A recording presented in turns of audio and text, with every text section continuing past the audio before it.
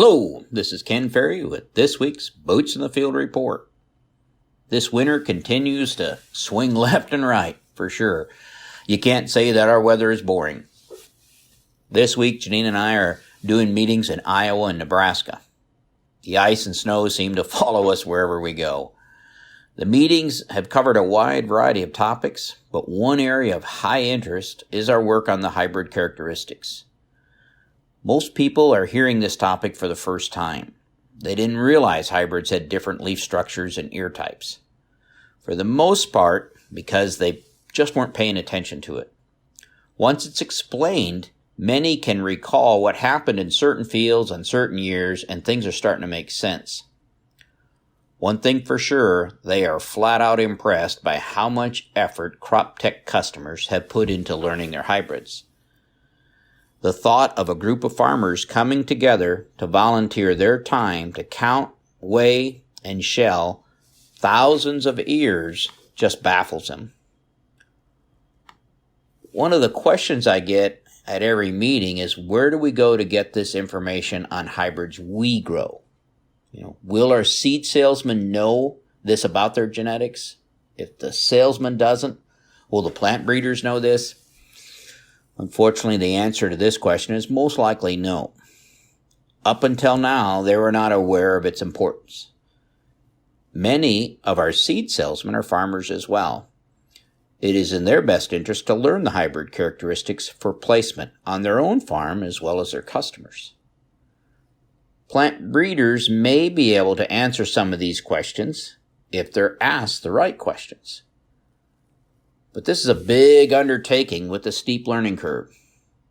Just like here at CropTech, we couldn't do this without the help of farmer volunteers. It's going to take farmers working with dealers and other neighbors to gain this knowledge about local hybrids. It's going to take a different approach to attending a hybrid field day.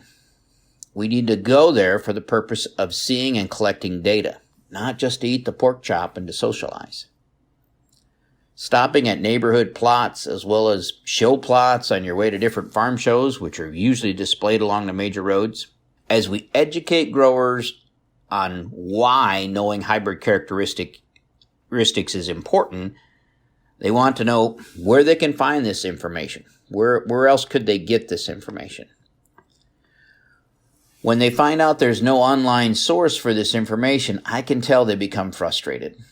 Almost to say, why did you show us all this great information if we don't have access to it for our hybrids?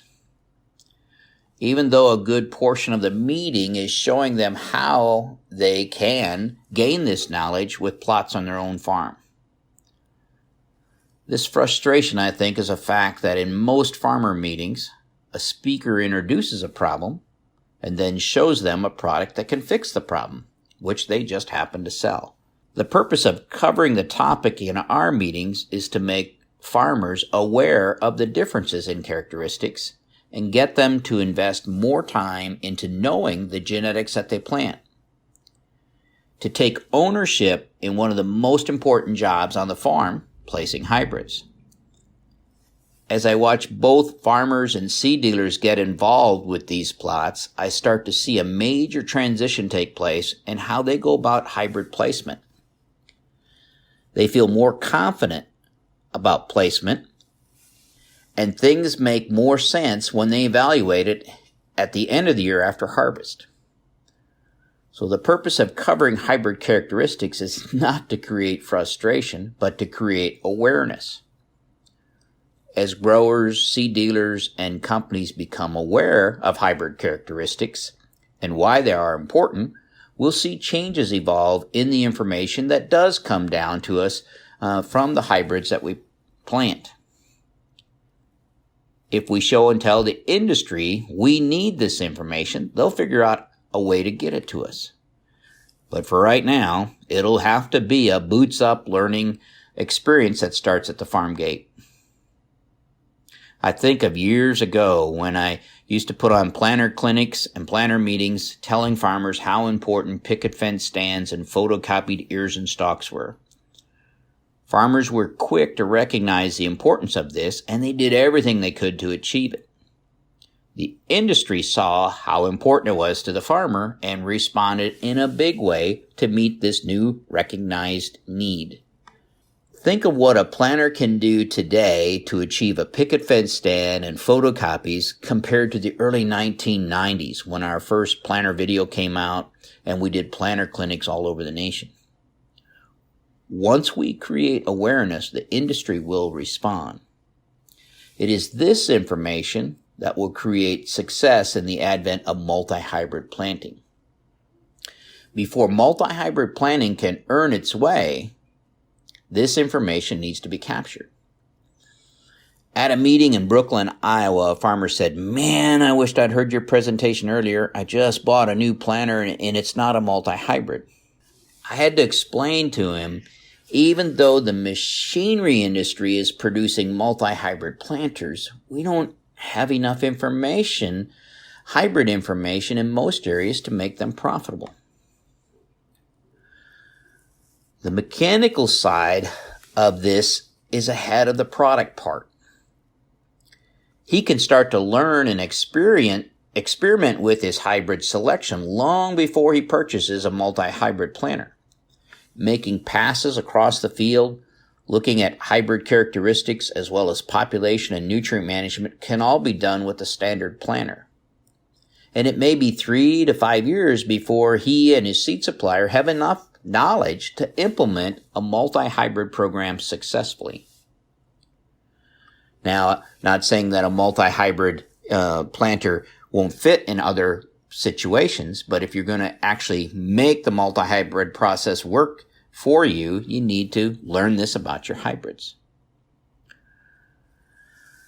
One might say, that's a long time to get to the end goal. But to reach any goal, we have to start. The conversation was different with a farmer in Ord, Nebraska. He told me what I had shared at the meeting was spot on to what he experiences every year on his farm. Farming irrigated sandhills, if he chooses an upright short-statured hybrid for under the pivot, he gets better yields, but his dryland corners are hardly worth picking. He has been staying semi-defensive, trying to save the corners but yet get good yield under the pivot.